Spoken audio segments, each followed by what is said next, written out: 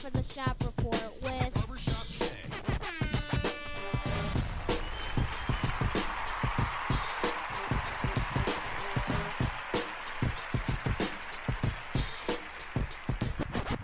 What up, sports fans? Welcome to the Shop Report. I'm Barbershop Jay. I'll be your host for the day. Here's what's happening. Joining me on the program today, as always, none other than my cat from the NYC, a.k.a. Rucker Park, Brother Rich. Brother Rich, what's happening? I'm always humbled to be on the show with our listeners and with our fellow hosts. Man, you got that line down pat. We appreciate you for that, though. And on the other side of the ledger, we got my man from up north, Joey James, a.k.a. Double J. Tell the people what you say. Reporting live with some Tigers fans, and I am back in the Motor City. Oh, my gosh. Yeah, and speaking of I'm back in regards to you, Double J, I just want to let the folks out there know Double J is a high roller of sorts, all right, Brother Rich? Yeah, let me tell you where Double J was at just over the weekend or a couple days ago. He was actually in the city of the CLEVE, a.k.a. Orange Barrels, Chuck Holes, Potholes, down on 99th and St. Clair, man, kicking it with nonetheless Bone Thugs and Harmony. Double J, what was that experience like being in the CLEVE? Well, of course, Midwest born and raised, and I'm a very humble individual and very respectful of the surrounding communities, and so there's no better way to familiarize yourself than to be with the locals, and those locals from that area, of course, would be none other than Bone Thugs and Harmony, and so of course I integrated myself with them.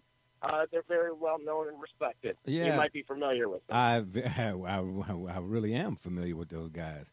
Actually, I'm Facebook friends with Anthony. But, so Double J was in our city, Of course, he didn't call me, you know what I mean, because he already knows. I would have took him to somewhere posh where they walk little Pomeranian dogs. You know me, gated community and all. Psych. But what's interesting, though, about Double J being on the Clair, it's been a lot of action going on down there, man. I'm also in a group here on Facebook, man, called Cleveland Crime Watch and Discussion. And a couple of folks that got shot down there. I'm talking about within the last, 25 minutes, so to speak. You know what I mean? It's a lot of folks, passerbys being shot at with pellet guns and all types of things. So, and then Double J, of course, if you go to his timeline, or you can go look on Facebook, I'm probably sure he posted it to the shop's page or something or another. But he's got a couple photographs, him wilding out with the fellas and whatnot, whatever they was doing. But, yeah, my man was hanging out with Bone Thugs and Harmony down there on 99th and St. Clair. All right, Double J. I mean, did you enjoy your experience here or what? Oh, yeah. True Cleveland hospitality. I would not have traded it for the world. Again, I will say that, the whole Midwest connection, I love the unification and the respect that we have for one another. So, absolutely. It was a great time. Wouldn't trade it for the world. Wow, man. That's good stuff, man. But I got to tell you, the way you said all of that, man, I mean, you put me in the mind frame of a politician. You're so well-spoken, but I don't believe a word of it. No, I'm just messing with you. All right, let's get into some of this action right here. All right, in our ongoing, in our ongoing preview of the 2019 or upcoming 2019 NFL season, we will discuss and break down the AFC West preview. Then we slide over to the left a little bit. Then we're going to talk about my man Dan Lebatard from I don't even know the name of his show. I don't even watch ESPN stuff hardly no more. What's the name? Highly questionable. Highly questionable, yeah. He has some very interesting comments that I think that a lot of you all want to hear what we have to say about that. But up first, we're going to talk about New York Knicks owner, president, everything, or whatever it is, the case may be, the only guy in the front office, James Dolan, and his war that he's waging on the Clippers' Steve Ballmer, and in particular the Clippers' new arena. Now, Brother Rich, you being out in California or whatnot, I'm pretty sure you're familiar with the goings-on and what's happenings and whatnots with this whole Knicks Dolan thing or whatnot. But before you weigh in on it, because we're going to, of course, start with you, I I thought I'd like to point. I have a few things I want to point out in regards to this, but just one thing here, right quick. I never had any clue that Dolan wanted Jeannie Buss to relocate the Lakers. But to relocate the Lakers where, Brother Rich? Back to the Forum. Back to the Forum. Okay, all right. I was kind of thought so because the article I read, it was way too lengthy to even try to read, and it was just kind of like all over the place. Okay, so back to the Forum.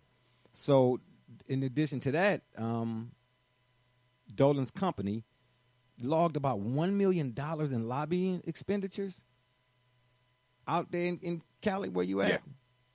And this all was and the point of it all was to block the Clippers from building their new arena in Inglewood. In Inglewood, correct. Okay, all right. And I got a few more I want to point out, but I'll let you go ahead and weigh in now and your thoughts on this whole James Dolan and his Clippers fiasco or situation. Well, it'll take some research for our listeners to go really get the full weight of what's going on. But to make a long story somewhat shorter, if I could, and we encourage that. We encourage our readers to go and look things up. Yes, go ahead. Our listeners, if you would. I want to thank you, Jay, for asking us to research this topic prior to today's discussion about it, because while I had heard something about the lawsuit in the wind, I didn't understand what was behind it and what the motivation was. I came to find out was because Dolan has an interest. They're owners of the Forum. His company owns the Forum. They do not want the Clippers to move to Inglewood and open an arena, a competing arena, a basketball arena that would be used for basketball games, certainly, but then could be used for other events in the off season and between games, compete with the Forum, which they've spent a lot of money renovating. Yeah, and speaking of which, I'm glad you said that. I was kind of hoping you would kind of allude to that, kind of segue us into this next one I'm about to read here. Azoff, if you all are not familiar with Azoff, I think his name is Mark Azoff or something like that. Anyway, he's Dolan's like right-hand man, his attorney or whatever, and him and Dolan merged their little companies or whatever. But he convinced Dolan to buy the Forum in 2012. And you're right, the idea behind doing that was making it a premier entertainment and concert venue. So now that they got competition, so to speak, Dolan is like, no, I'm trying to put a stop to that. That's what it sounds like. Or does that sound about right? Yeah. Bro, Rich? That's absolutely correct. That's absolutely. I thought you were saying reading the commentary. Yes. Because that's absolutely what it is. Yeah. That they do not want the competition. And what you have to understand in that part of L.A., in the city of Inglewood, that is the premier concert venue where you have groups like U2, and they've been having shows over there in concerts. Artists are having, and so that competes with the Staples Center in downtown LA. But a lot of the bigger shows, they'll go out to the Forum because it's the parking is easier, and some of the it has some other things going for, and it's going to be where the new stadium is, the football stadium. So now you have that competing interest as well. So they were hoping, having understood that was going to be some part of the development, because the NFL has been talking about coming out here for 20 years. So the Dolans already invested in that with the hopes of. Now here comes Ballmer. He's a uber billionaire, and he says, I want to build an arena over there, and the land is available. Yeah, because you know what? And Double J, I'll let you weigh here in a minute. About 2 years ago, the city of Inglewood announced it was entering an exclusive exclusive negotiations with the Clippers, in Ballmer or whatever, on building that arena out there. And of course, it's only about a mile from the Forum. You know what I mean? So you can see the conflict, so to speak. So was it smart? Let me ask you this. Was it smart on Dolan's part to purchase the Forum? Because it's technically it's a moneymaker. Absolutely. Okay. All right. So do you feel like this lawsuit was justified? Well, no, I don't think it's justified, simply because everyone knows the Clippers need to move out of Staples Center. They want to establish their brand is LA our own way. They want to establish their own brand. And now with Kawhi and everything, they're now just as they intend to be just as strong a destination as the Lakers. And they intend to build their brand and compete with their brand, and they want to do it in a separate location. So, no, I don't agree with that. Dolan has nothing to do with that. No. No, I don't agree with that. Yeah, Ballmer's building his right in the backyard of where the Lakers made them part of their history at. So it's like kick sand in your face. Double J, you want to weigh in on all this? Yeah, absolutely. It doesn't appear that there's going to be any type of hardship other than the Dolan's bank account and all of this. We know he got long paper. With that. Oh yeah, but in terms of the initial investment, if you look at the economic stability at the time, he was buying at the right time, and of course, without any type of additional intrusion, hence where we are right now, while we're discussing this, it was a perfect opportunity for him to make more than he probably does off the Knicks within the next 20, 30 years. Got you.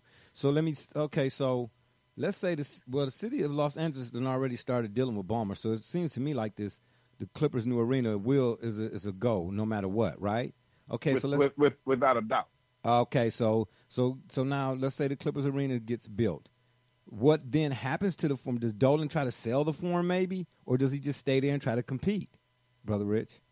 I think he stays here and tries to compete because the Forum is not going anywhere. Number one, it's that kind of arena. The history of what the Lakers established there, what is represented for all these umpteen years has been there. I doubt it goes anywhere. Now, what kind of shows it attracts in the future? Remember, that $1 billion plus or $3 billion, I think they say now, arena that's being built there includes hotels, entertainment districts, restaurants, all kind of apartment complexes. So that is one of those kind of things that's competing on that level. So then you're going to have the basketball arena that's going to be there. Yeah. So what level he's going to be able to compete. But and remember now, the Olympics are slated for Los Angeles in 2028. Oh boy. Okay. Oh, yeah. So it just gets juice. This thing gets juicier and juicier, huh? Yes, and absolutely. I just might be kind of, I don't know, crass to say this in this case, or cynical, facetious, whatever adjective you want to use to describe it, but it's almost like in Ballmer's case, it's big bank taking little bank, so to speak. If he building, you know what I'm saying? And we know Dolan ain't got no little bank, but I'm just saying it might as well be that case because he building an arena with hotels. But he don't have Microsoft money. He don't have Microsoft money. Who, Dolan? Dolan don't have Microsoft. He don't have Microsoft. Oh yeah, well, there ain't too many of us that got Microsoft money. So Double J, let me ask you this too, then, and we'll go before we go on to the next one. The Clippers build a new arena. The Forum is there. Dolan ain't going nowhere. In the end, in a 5-year span, let's say, who attracts more? Without a doubt, the new facility would.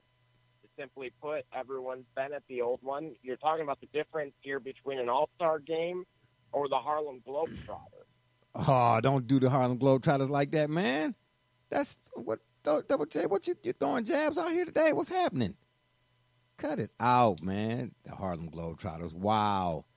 Man, wait till I talk to Curly Neal, man. Tell him how you out here talking about his boys. But I get what you're saying, though. I get the reference. You know what I'm saying? It's like big tomato, little potato.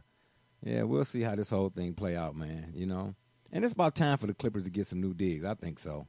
What about you, Double J? You think they should have their own digs? Yeah, because, I mean, you know, playing in the shadow, all that purple and gold, after a while, you know, it get old. Well, I mean, they don't have to necessarily reinvent themselves. I think since Ballmer's purchased the team, he's done a good job of rebranding them as is. But again, it's going to be a natural evolution if they do take this next step.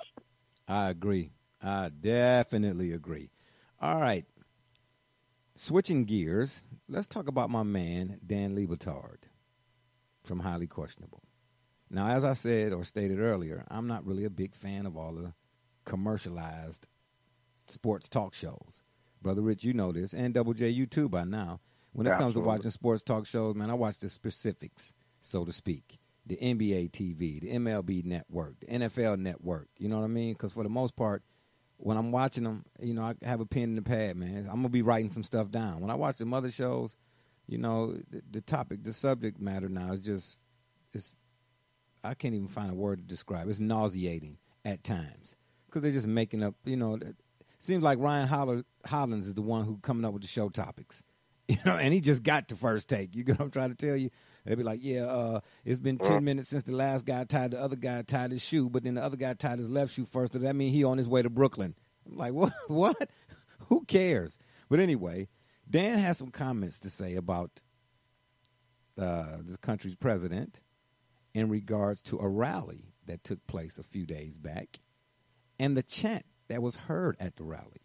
Now, why I find this interesting is because ESPN had another personality some time ago, Jemelle Hill, who also went off the grid, so to speak, or went off track in regards to some of her comments that prompted ESPN's president, I can't think of his name, and I don't care to recall his name, to be honest with you, came out and said basically, this is a no politics policy, or came up with that, so to speak. So when Jemelle did it, of course, there was supposed to be no mention of anything of a political nature from that moment on. Well, of course, Dan had something to say after 45's rally. And I quote, "It is so wrong what the president of our country is doing, trying to get reelected by dividing the masses at a time when the old white man, that's not my words, his, the old rich white man, not my word, his, feels oppressed, being attacked by minorities. The rally and chants felt un-American and deeply offensive," Lebatard said. Then he also said, in regards to his own company, he turned around and blasted ESPN, if you ask me, in regards to their politics policy. And here we are at ESPN, don't have the stomach for the fight. We don't talk about what is happening, unless there's some sort of weak, cowardly sports angle that we can run it through. So again, Brother Rich, I'm starting with you on this when I ask you, how does this all play in? How does this pertain to Jemelle Hill in particular? But just in general, his comments about the politics policy. I think that he absolutely is right. And interestingly enough, when I saw him trending on Twitter, I said, let me see what they're talking about with him. And I was expecting it to be something. Actually, I really was never a fan of his. And like you, I don't really watch those shows. I don't know what show he's on, but I know who he is, obviously. And so when I heard what his commentary was, I thought about that same thing. But nevertheless, this is part of the problem with what's happening with the media. While you mentioned bringing in this topic, you mentioned Ryan Hollins, because what they've done with the media, and this is why, whether you like him or not, one term that he's coined in the American lexicon is fake news. And everyone can, whether it's sport, whether it's entertainment, whether it's politics, or whatever you want to call it, we can all relate on some level to fake news. And so people like Ryan Hollins have destroyed the credibility of sports shows, just like other people have done other things. And so he's pointing out that ESPN has gone so far, they went so far one way to the right, then they went so far one way to the left, so it's trying to find the middle and the balance, because you can't tell people who are, whether they're called anchors or whatever they call them, reporters, whatever job they're doing, whatever Jemelle Hill was, a commentator, journalist, you can't or whatever. say to your commentators,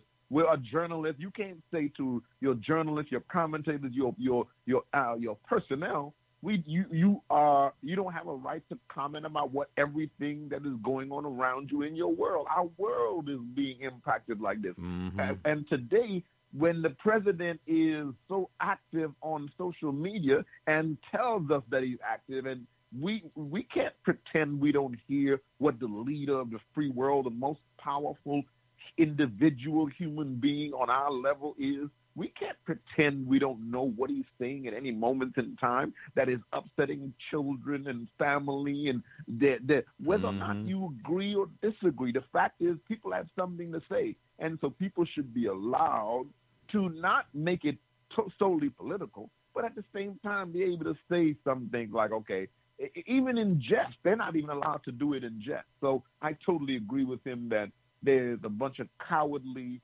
on both sides, to be honest with you. The cowardliness is on both sides. There's some cowardliness in the country today. Yeah, well, and you know what, too? I think it was the following day he either called off from, he wasn't on his show. You know what I mean? He took a day off or whatever it is, and ESPN was supposed to be mulling over how they were going to discipline him or whatnot. But it makes them look bad. He's probably done. Oh, yeah. He's definitely done. Yeah. But they cannot allow him to do that. Exactly what you said. Jemelle Hill was relieved immediately. Oh, yeah. And so everyone understood that this was going to happen. And remember, they instituted a no-tolerance policy. That's why they cannot even ingest, not even on another show. If you have an ESPN contract and you have your own, you speak on 10 other programs outside of ESPN, if you even do it on that platform, you're fired. So if he doesn't get relieved of his duty, it creates a whole nother set of conversations, without a doubt. Yeah. I'm with you on that. And that's really what I'm driving at. You know what I mean? If they don't, now what's the fallout? But you know what, too? I'll hold my thought. Double J, go ahead. What you got to say about this? Well, I think, the piggyback on Brother Rich's point here is that ESPN is trying to, take a plead the fifth route and ultimately take the, be known as a sports station. And unfortunately, the reality of it is each and every one of us have an opinion. But let me stop you right there. Let me stop you right there. You said they're trying to keep it like as a sports station, but that's just it, though. How do you can't continue to separate sports from people? It's the people that play sports.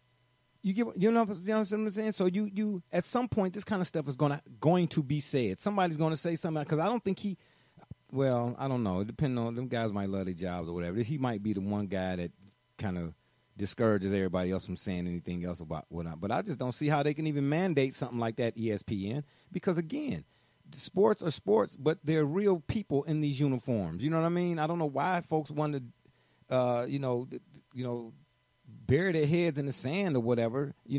So if you're a person, then you have, like Brother Rich said, you got an opinion. I believe if your opinion has some sort of, as long as it's got decorum, and you got some integrity behind it, and you're not just saying stuff to be saying stuff like a Ryan Hollins, saying something that makes sense, then, it should be said. Continue. My bad. I didn't mean to cut you off right there. I just, but you bring up a good point. Each and every one of these individuals has a platform. And so, what you hear, especially when it does come to athletes, the same way that the NFL or, the brands as a whole integrate themselves in some capacity with the patriotism of this country, should also allow for the employees of said brand to be able to express themselves. And unfortunately, what's happening is these organizations are in fear of backlash, and only because of the what it can do financially and negatively at that they want to essentially stay in their lane at this point. And what it's doing is it's you're essentially removing the voice from each individual that so often, so many of us say, well, if we had the platform to be able to express ourselves, then of course, that's where you should be able to speak for the masses or those that are like-minded to yourself, to be able to potentially create some kind of change. But unfortunately, and we'll see the results of this here soon. But speaking from Dan Lebatard's side of things, part of his show, and I wouldn't necessarily say call it a gimmick, is the fact that his father is an immigrant. Yeah. And so the father actually is the funniest. The father's the funny. He's the funnier one. I like it when I watched it a few times when Bomani Jones was on there. But really, it's the father that makes the show, if you ask me. But I didn't mean to, again, I interrupt you. I didn't mean to interrupt your thought. Go ahead and finish.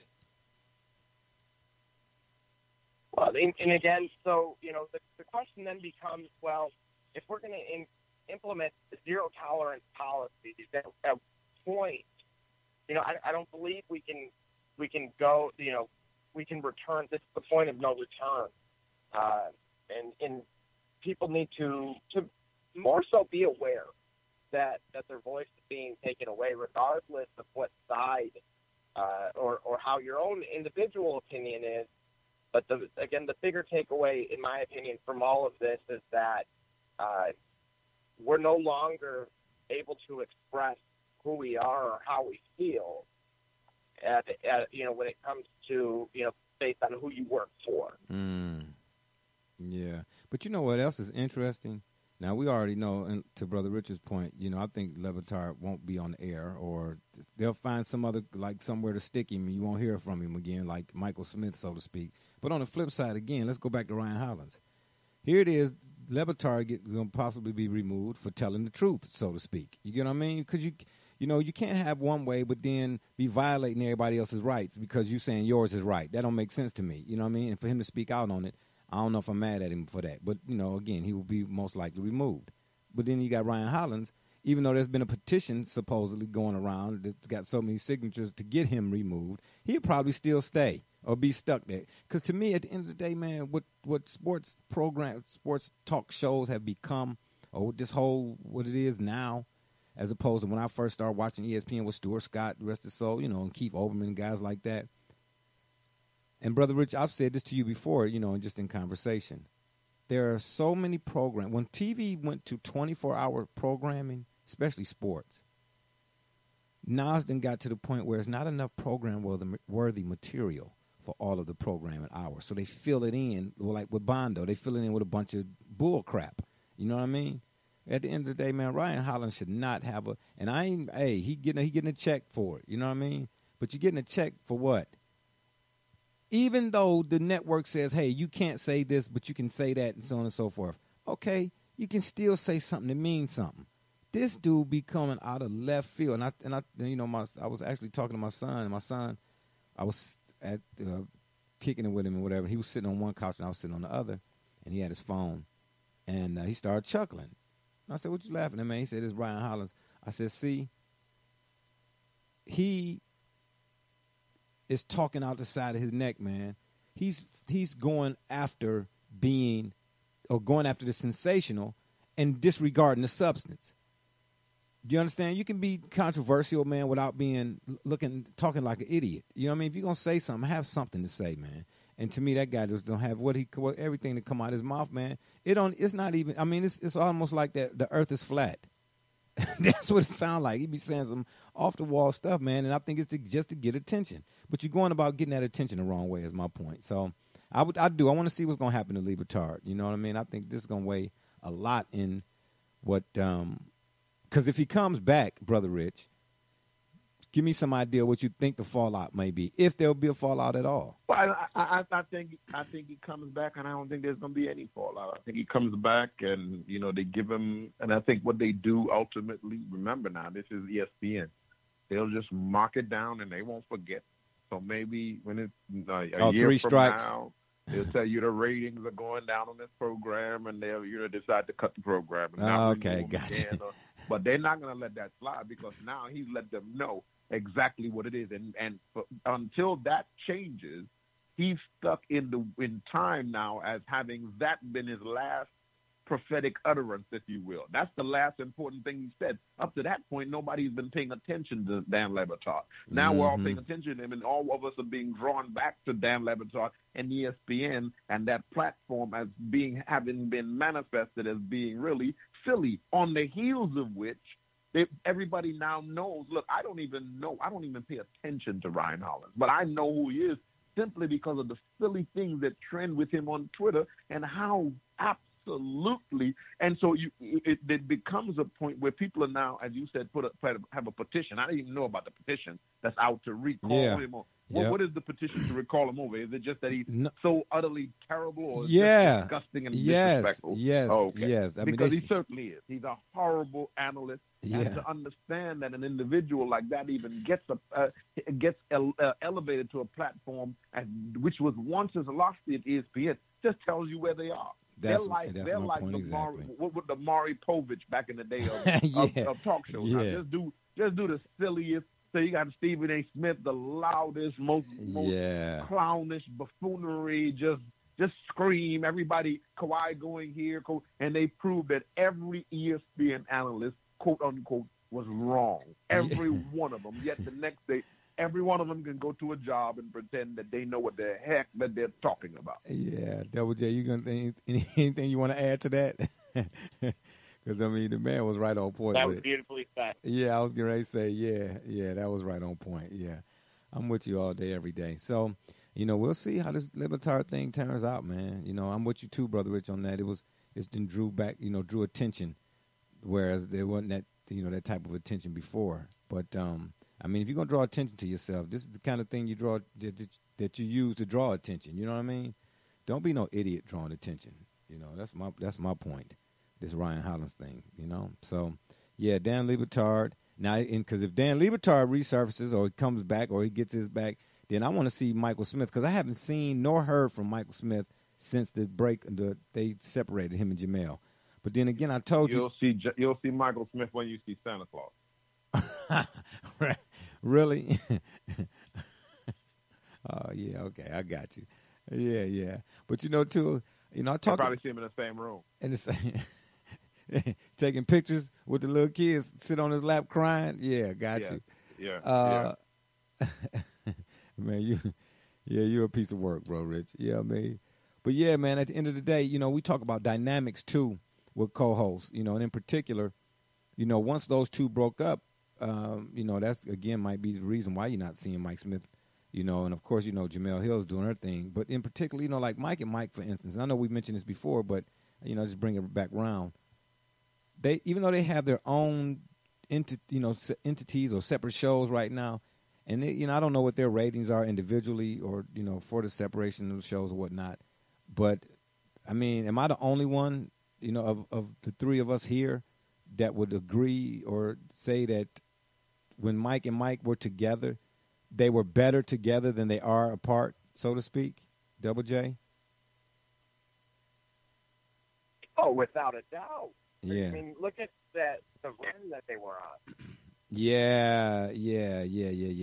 It's something about that dynamic, man. You can't, and I keep telling people, man, you just can't just put a microphone under a guy's chin. You know what I mean? He can have all of the latest bells and whistles and this flashiest studio and all of that, man. But if your personality is perfunctory, it ain't gonna work, Joe. You know what I mean? That's why you see a lot of these single hosted shows.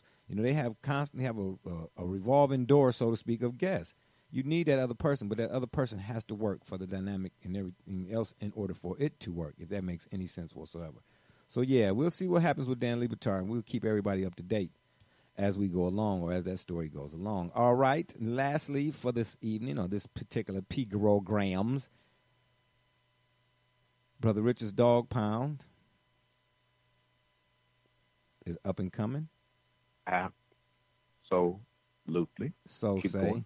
all of the national pundits. A lot of the national pundits. I was listening to a show on Sirius the other day, and I was listening to Cleveland Browns Daily.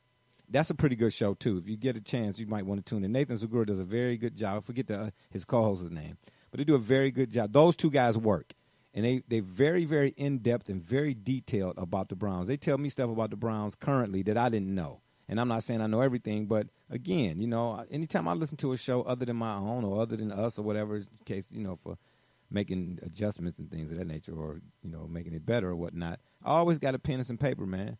If you're going to speak, that's cool. I got to learn something from you, though. You get what I mean? If you're talking and it's a popcorn moment, that ain't that good for me. But him and Nathan Segura and his co-host, they do a very good job on CBD, Cleveland Browns Daily. And they were... They had some guy on from USA Today, and they were picking the Browns to do wonders this year. But here's the deal, though, and they were, of course, doing the record thing. And I know we get ready to talk about the AFC West. I just want to mention this right quick about the Browns. I don't pick them this year to have success based on the schedule. Most people say, I got them winning 10, or I got them winning 11, or I got them winning 12. It's not about who they're going up against. I don't care who's on the schedule. I'm telling you all that I've been out to the camp on the other side of the fence more than once. Courtesy of my man Herm, thank you very much. All I'm worried about is what the Browns going to do, what they doing and what they going to bring to the table. See what I'm saying? They going to be explosive. Do you hear what I'm trying to tell you? From the first man up to the third man up, it ain't going to matter. They going to be explosive. Now, the question is, though, real talk, Kinkcs got a cupboard full. He got a cupboard full. Can he go up in there and snatch something out that when you and I look in there, don't look like it, but he go in there and snatch something out and make a meal? Can he do that with this team this year? Because personnel-wise, they're not short on nothing. They do need to bolster their offensive line because that's where it started at. You know, they're not going to go nowhere unless them folks in the trenches, and we talked about that too, you know, on both sides, that's where it started at. So you got to keep Baker upright. In other words, in order for Brother Richard's dog pound, you know, to carry any weight. But they keep Baker upright, man. The sky's the limit for them boys. All right. The San Diego / Los Angeles / Nevada, New Mexico Chargers. You know, I mean, you know, ain't no telling. They might move again next week. They might move to Inglewood. Double J, this was for you. Is this Phillip Rivers' year to win it all? Old Man Rivers? Yeah, Old Man Rivers. You know, I hate to frame it this way, but I believe it's going to be, depending on the result, of the outcome of Melvin Gordon's holdout. There you go, still in Thunder again. There you go, still in Thunder again. I was going to mention Melvin Gordon next. Continue.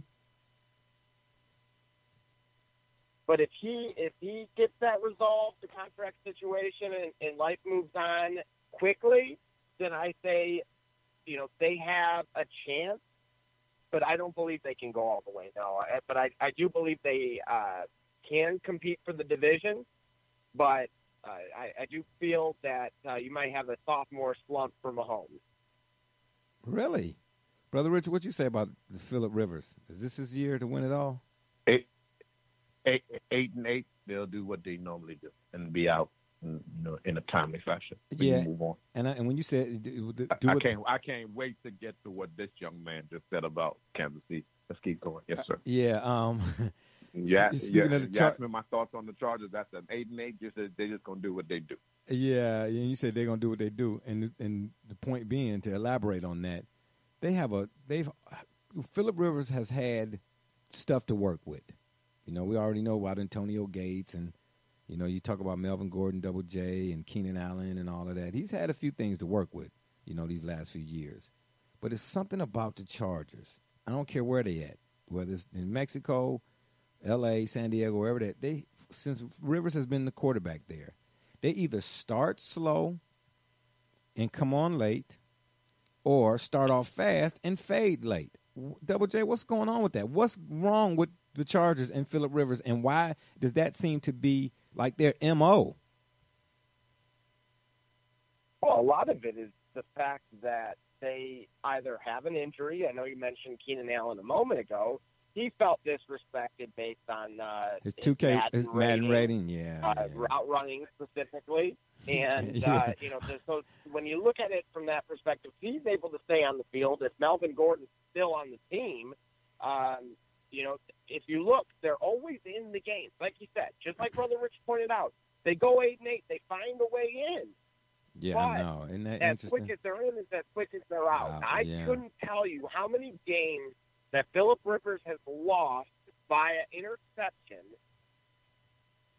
late in the fourth quarter. You might want to repeat that one more time, one more again for the people in the back, because I don't think they heard you. Because there's a lot of Phillip Rivers fans that give him a pass for any and everything. You know, it's them kind of fans always out there. And I said, are you kidding me? He got a lot to do with why the Chargers always go home early or earlier than everybody expected than just about anybody else on the team. And, you know, you mentioned that Melvin Gordon situation, and that's what I really wanted to ask you all. Will it disrupt the potential and the perceived success that they're supposed to be having this season, the Chargers? Brother Rich? Absolutely not. Because, again, I don't know that where did the heavy expectation? This is a team that does exactly what they do every year. They do the same thing. They compete They're there. They either, as you say, either start slow, start fast, finish slow, finish fast, but they're just there. And then Phillip Rivers is just ho-hum about it. He's just going through like, okay, well, whatever. Well, we lost. Okay. Why we're spending time on this team and while this man has insulted Patrick Mahomes, and we just glossing over that. No, Double J's your boy. He didn't insult Mahomes. You didn't do that, did you, Double? That's not what you were doing, right, Double J?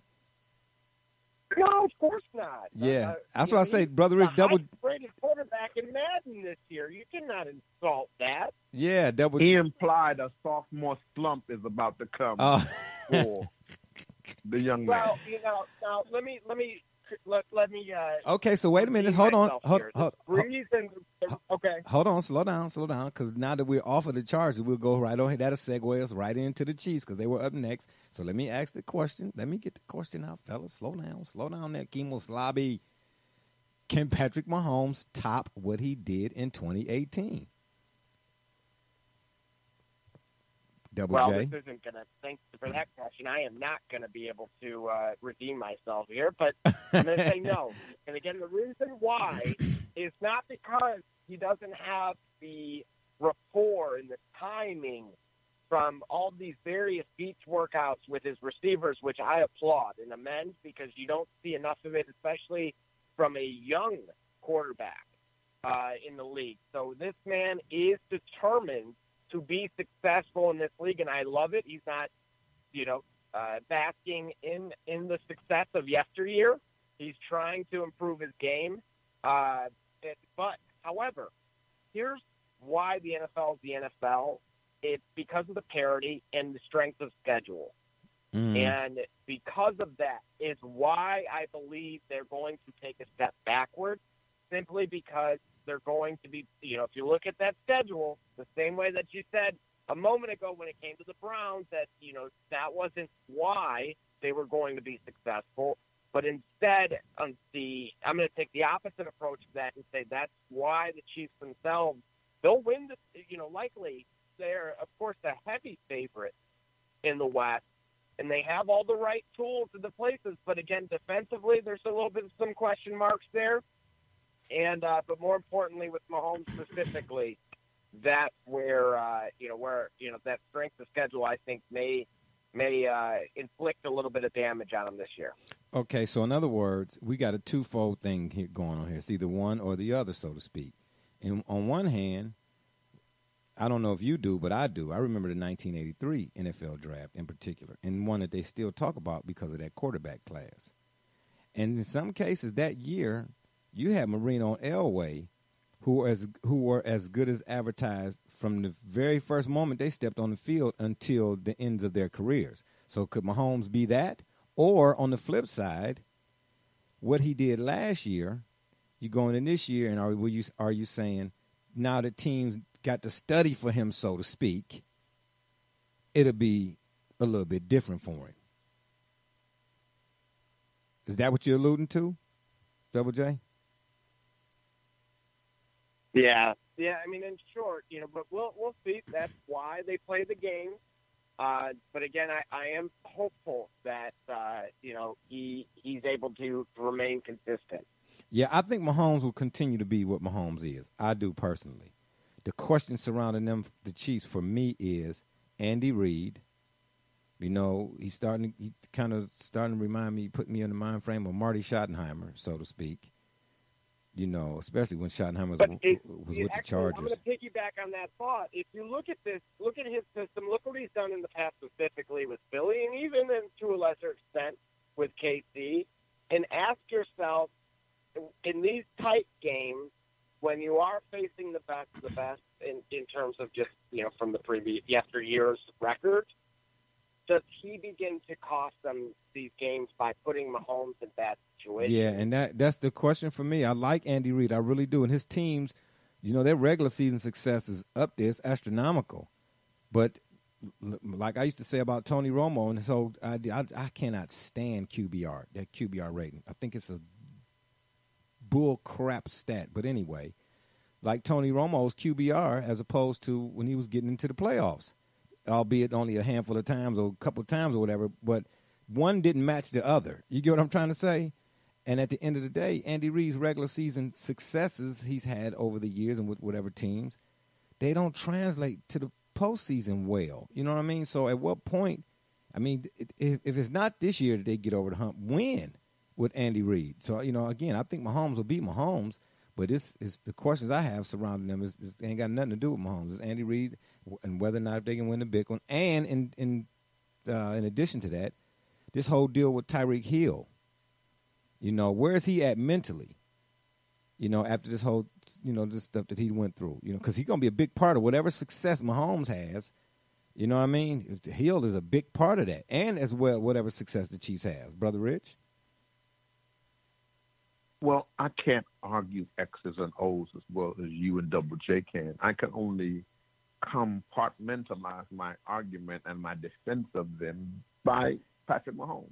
Yeah. And I believe this young man will only continue to prove himself to be exactly what you stated in your argument, that he will be that he appears to be. And from all looks, he appears to be the kind of player that is only going to continue to show and improve himself as what he is, a fantastic football player with something consistently to prove. And absent injury, that he will continue to get better and better, and the team around him and his commitment to excellence will only continue to drive that. Now, when we get to the Kansas City Chiefs as a football team and Andy Reid and his ability to game plan and strategize for a big game, that's another question altogether. That calls into question his individual ability to assemblage a team of intellectuals around him who can game plan to beat a team in the big game, to beat a Belichick or somebody like that. But I'm not worried about any team making it to the Super Bowl because I already have,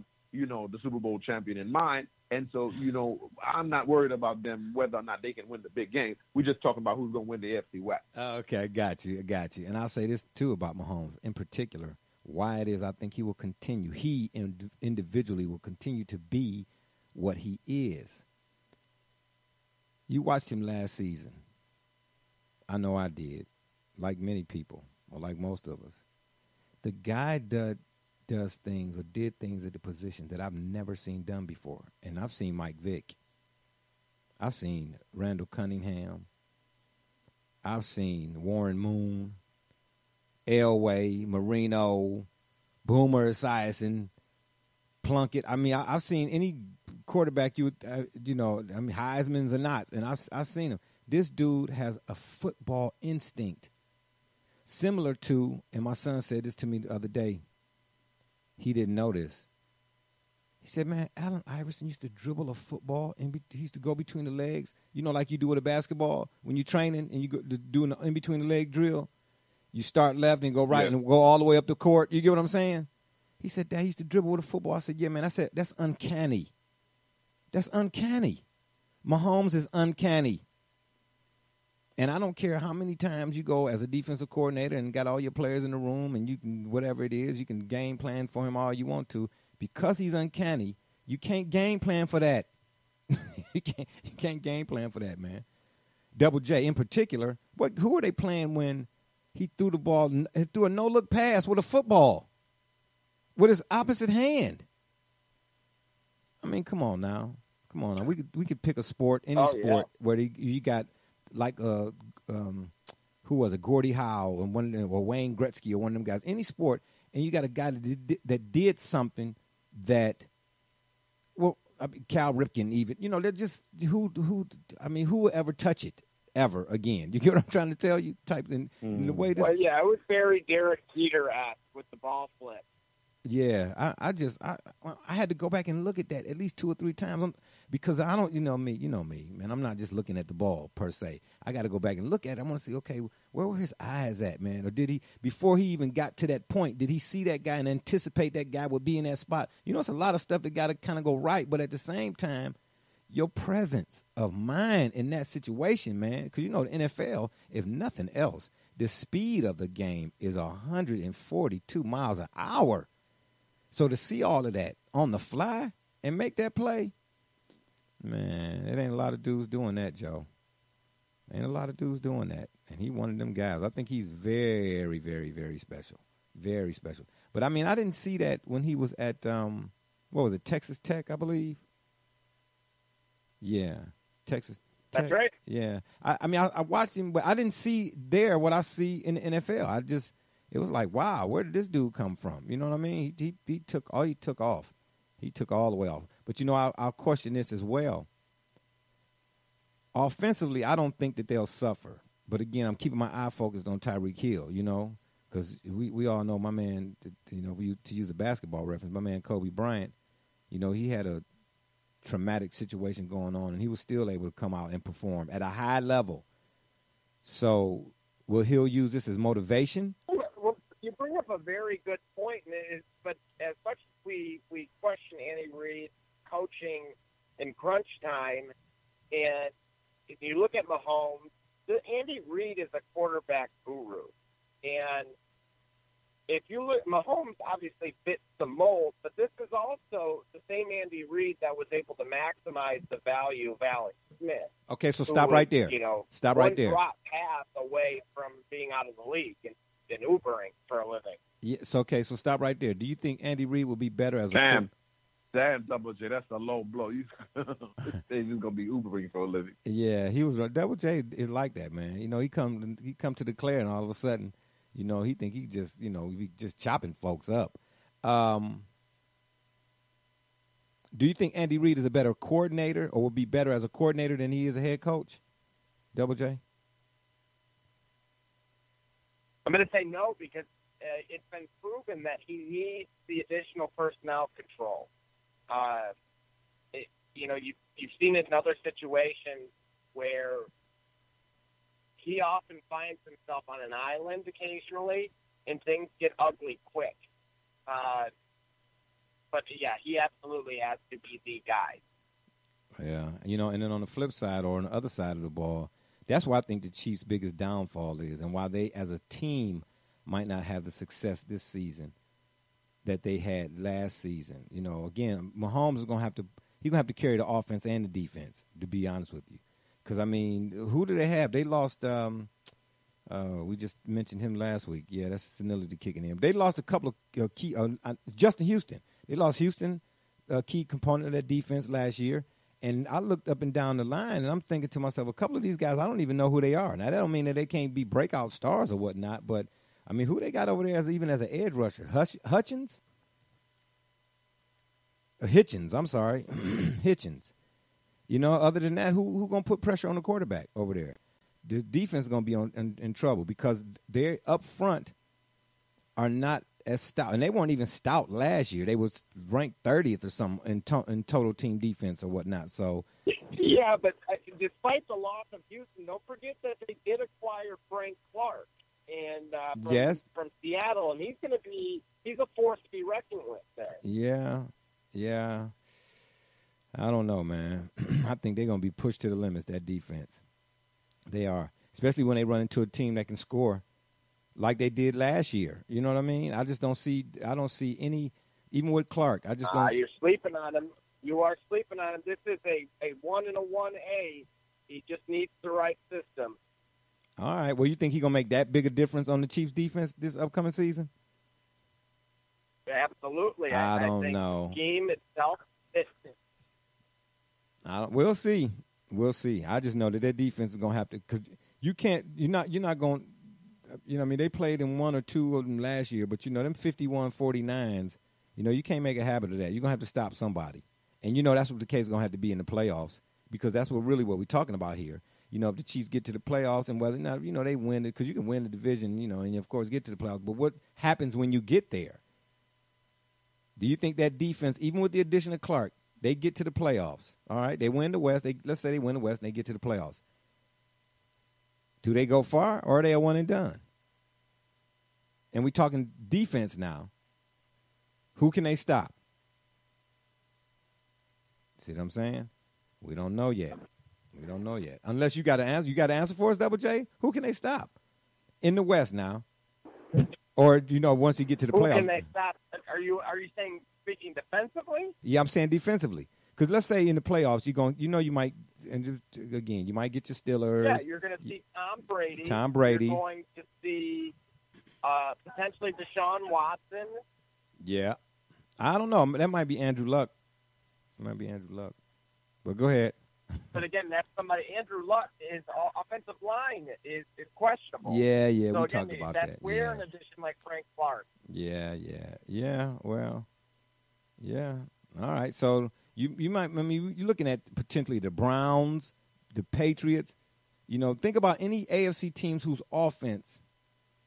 Well, there's not many of them in the AFC whose offenses are prolific. So, and they probably can score. Like Kansas City. I don't know, man. Their defense might be able to hold up. We'll see. All right, let's talk about the Denver Broncos. And the question for you, Brother Rich, because I know he's a big fan of yours. Is Elway on a short leash?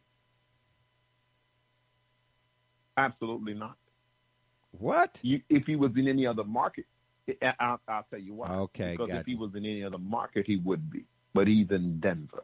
And in Denver, he is the Lord God Most High. And so he's not going to be on any short leash anytime soon. Now, he if grandfathered they in, continue, yeah, absolutely. Now you give him 4 or 5 years down the road, but you're talking about the Denver Broncos. You're talking about a city that lives and breathes, a state that lives and breathes Broncos football. A region, for that matter. They carry a lot of that region in terms of the football. You've been to Denver. You see what happens up there. No, absolutely not. Well, now that's John Elway. He got 2 rings. Okay, gotcha. Is it 2 or 3? Does he have? No, he got 2. Yeah, he got 2. It's 2, right? He got 2, but Denver has 3. Rings. Yeah, Denver has 3. Yeah, exactly. Yeah. And he has 2. I'm talking about him. And then he has 2. Yeah, he has 2. 2 and 3. Right. Yeah. Exactly. Yeah. And then he brought in the third because he went and decided to get an aging quarterback that everybody had given up on. Just say, look, all I want you to just throw the ball straight. That's all. I just don't turn over. Just like the defense gonna handle it. You just throw the ball straight, and they won a 3rd ring. So he's grandfathered in. I don't see him being on any short leash now. And you know what? Speaking of that, bringing in a 3rd quarterback, and that guy, of course, I'm figuring that you're talking about there is Peyton Manning, Double J.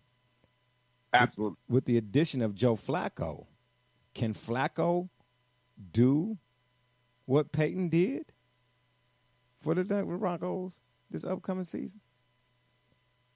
Or the Denver Tacos? What's that? I said,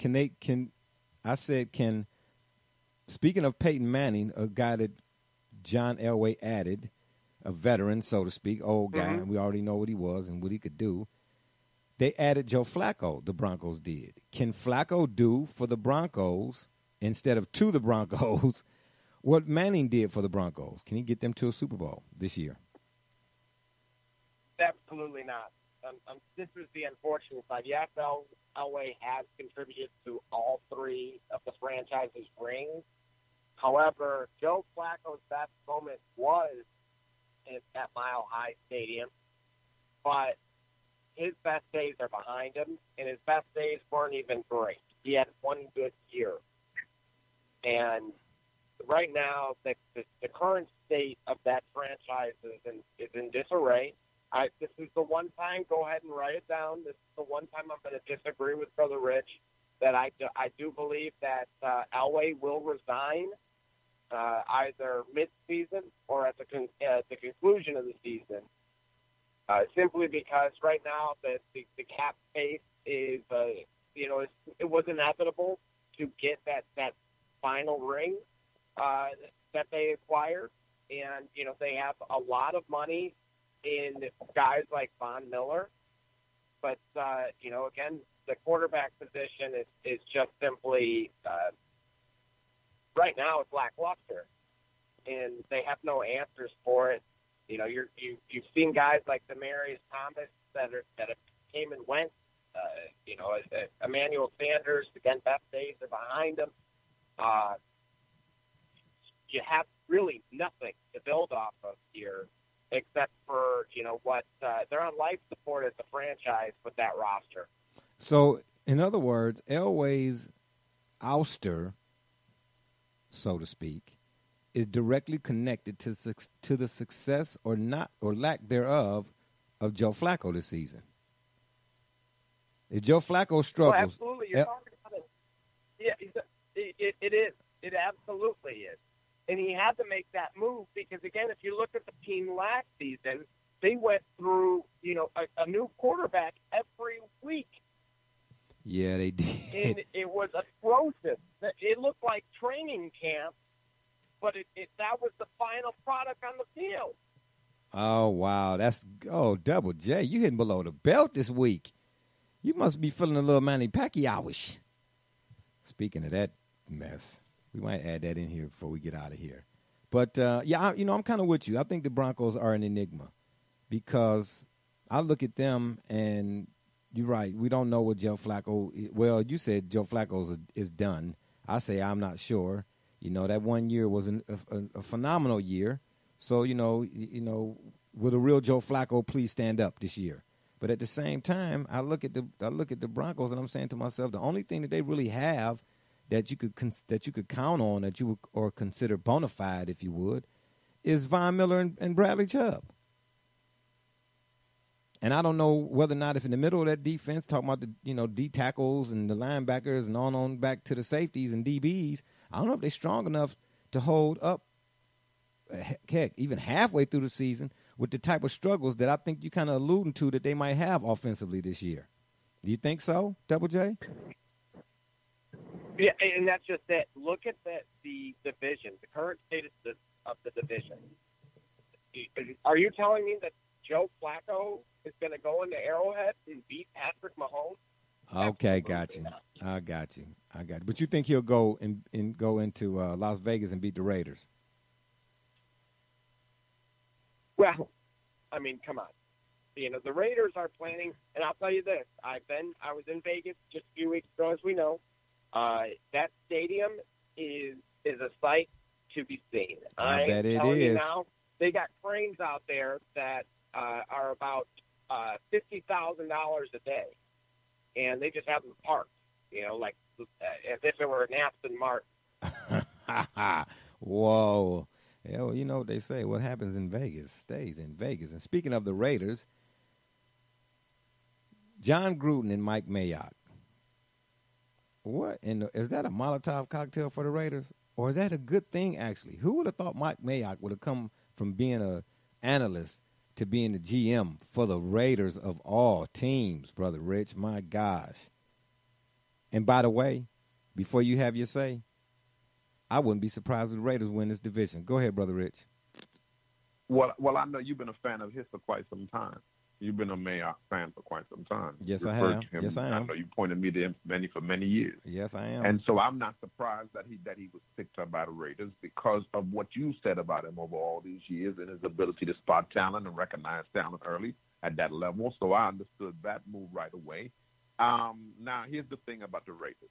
Question for me about the Raiders is, are the Raiders ready to play football yet, or are they still in transition? Have they finished with the NFL and the move, whether we're going to be in Vegas or whether we're going to be in Oakland, and that kind of dysfunction?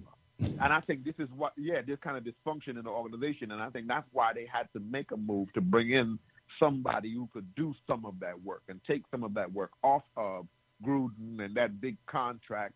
So I don't know whether they're ready yet. So I don't really put them there yet. I'm sorry. I don't put them there. I don't think they're ready to play football yet until they get settled in Vegas. This is why Double J is telling us you can't have that kind of project. Look at what he's telling us. You got cranes there that are 50. What did you say, Double J? $50,000 a day? Yeah. Oh, come on, man. That's correct. Yeah. And that's not. You can't have that kind of. I'm not. Just throwing numbers in the air. No, I'm sure you know exactly what you're talking about. I'm not. I know you didn't just guess at that. So with that kind of expenditure going on, you got to figure out whether or not the management and this. And I think that what Gruden is probably going in like, okay, is this my office today? What's happening? What's really going on? And where are the players in terms of them and where they'll be playing? They're playing for who's playing for a contract and who's playing for this. And I don't know if there's a team like that, which is, I think, one of the problems the Chargers have. And the Rams, quite frankly. Those teams are not even settled yet. Yeah. But I'm telling you, man, the one thing I have about Mayock, the one question, rather, I do like him as an analyst and evaluating talent. I do. But it's somewhere in the back of my mind, man, when I saw this, the Raiders had got him. And in that capacity, I don't know, for whatever reason, Phil Jackson came to mind. Because, Brother Rich, I'll be the first one to tell you, I was all on board for Phil Jackson being in the front office with the Knicks, because my thing was, you just need that kind of presence in the room. You get what I'm saying? And the things would turn around. Well, unfortunately, they didn't. And Phil struggled as a front office person as opposed to being a head coach. So maybe this falls in line, of course, with being an NFL GM. You already was evaluating talent. But again, man, there's a lot of times moving from one chair over, man, it's a lot more challenging than you would think. And I'm a Gruden fan, too. But, you know, it's been some talk about him just being a lot of rhetoric coming out of his mouth. He took But I was going to tell you, that's why I agree with you on that. That's another reason why I agree with you, because of exactly that. When you get those two personalities, it's okay from afar. But when you get those two personalities, and as big as well rated as Mr. Mayock is, I don't know him like that. I know what you said about him over all these years, and I know if you rate somebody the way you rated that man, I know he has to be well respected in industry. Now, we know what Gruden is, and we know what Gruden believes he is, and we know that nobody loves Gruden like Gruden. So, well, those two personalities clash along the way in putting together a team in terms of how they see things. Got you. Well, I'll say this too, though. Even though I think that the Raiders, and when I say win the division, let me break that down a little bit, or let me be more specific, I should say. There's so much win the division. I think they'll be better than what people think they'll be. Let me say it that way. But I'll also say this, or pose this question, Double J. The Raiders go as far as Derek Carr goes, yes or no? Absolutely. But again, the Raiders understand that they still have the time. They're building something. Look at their draft pick. Okay, got you. Look how they sold off the assets. And I get it. You're going to see an improvement because, again, what you saw last year was somewhat atrocious. But they got my boy behind him. They got Jacobs back there. They're doing a David Griffin. What's that? They got Jacobs back there, the man from Alabama. Well, that's right. You are going to see an improvement, but again, he's going to have to run through a brick wall because that O-line is not ideal.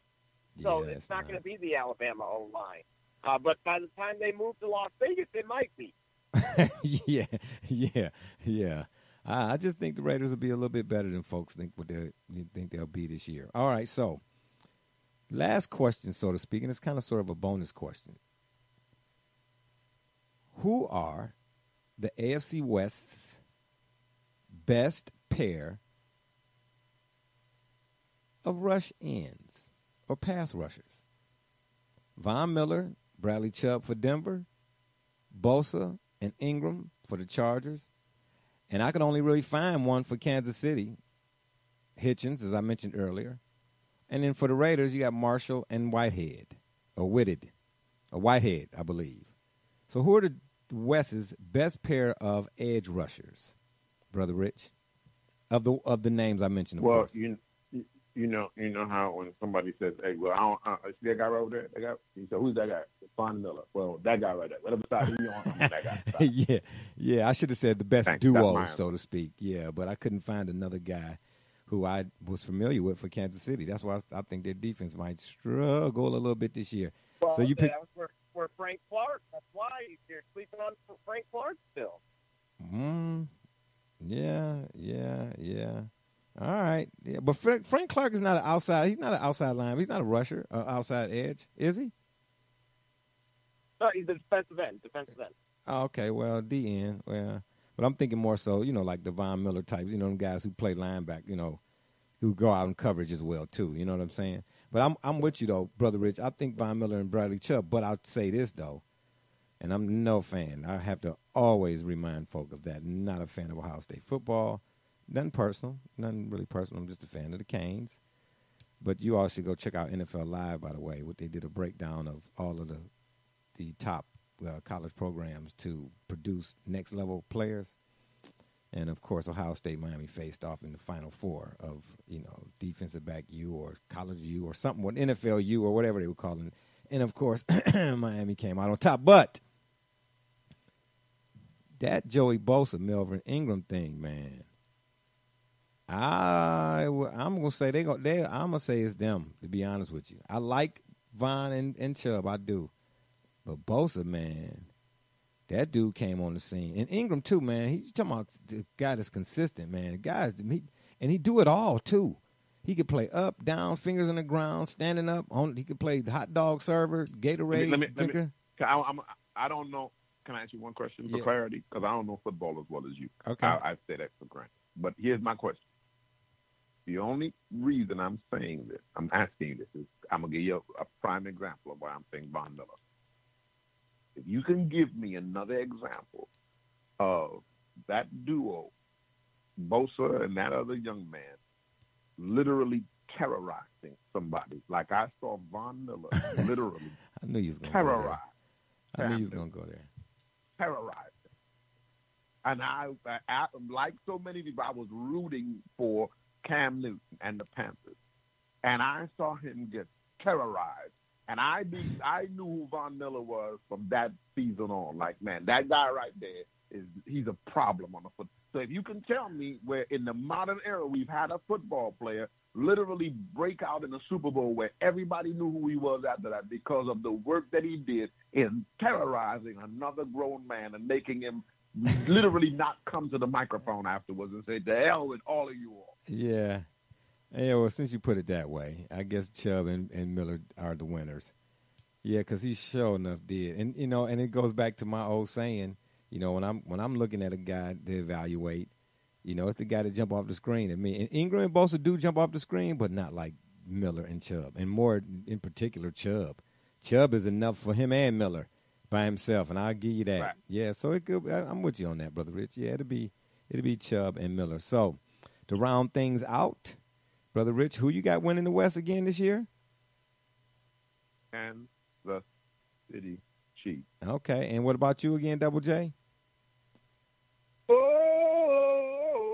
Oh my God! Not for the Indians. No, and it's not for Florida State either. Who also Miami has beaten. Thank you very much. I appreciate that.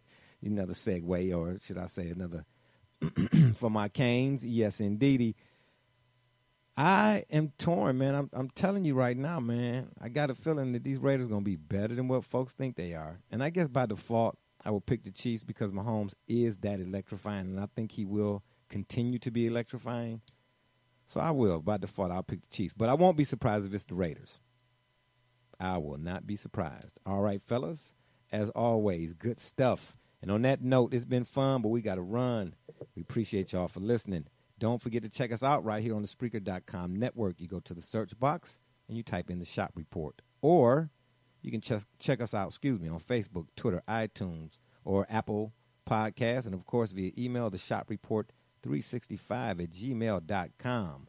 And, of course, we're on Spotify.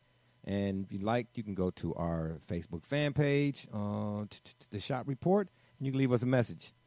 And if that don't work, you can Google it from our guest, Brother Rich, NYC, Rucker Park, Joey James, Double J, and all those who follow us on social media. I don't know why I keep butchering that. Social media. We say thank you for your support. I'm Barbershop Jay, and you've been listening to the Shop Report. And remember, the next time y'all want to know what's really going on, man, come to the shop. Walk-ins are always welcome. Holla.